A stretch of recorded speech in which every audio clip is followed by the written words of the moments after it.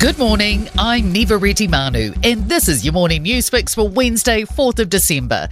In this update, Defence Minister Judith Collins appears to have left out a key detail in her address to a select committee. The Ministry of Defence's capability plan is expected to be released in the first quarter of next year. Collins says the plan, which sets out defence investment for the coming years, was pushed back to account for a worsening global situation. But defence analyst Paul Buchanan believes the sinking of the HMNZS Manawanui is more likely the reason. The precipitating event was the sinking of that vessel, and until such a time as they figure out what to do in light of that, they will hold off on presenting their plan to the public. A belief the All Black career of Sevu Reece could be finished if he were to appear in court again. The 27-year-old crashed a car into a garage door after being asked to leave the post-Christchurch Cup Day party last year. He's admitted a reduced charge of willful damage and has been discharged without conviction.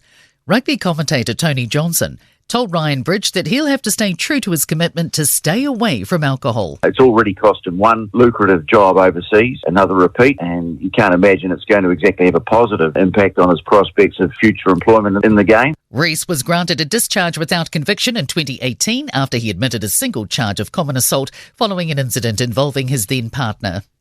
The search for 3 climbers missing on Aoraki Mount Cook is still on hold, with bad weather meaning it's unlikely to resume until tomorrow. 2 American men in their 50s, Kurt Blair and Carlos Romero, and a Canadian flew into Plateau Hut on Saturday. However, in a post online, Silverton Avalanche School in the US said it had been notified the climbers had succumbed to a fatal fall. Government influence over Auckland Transport may be even worse for the city's traffic woes.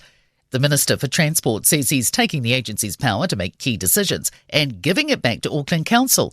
He says a new committee will be established to develop further transport plans agreed upon by Cabinet and the Council.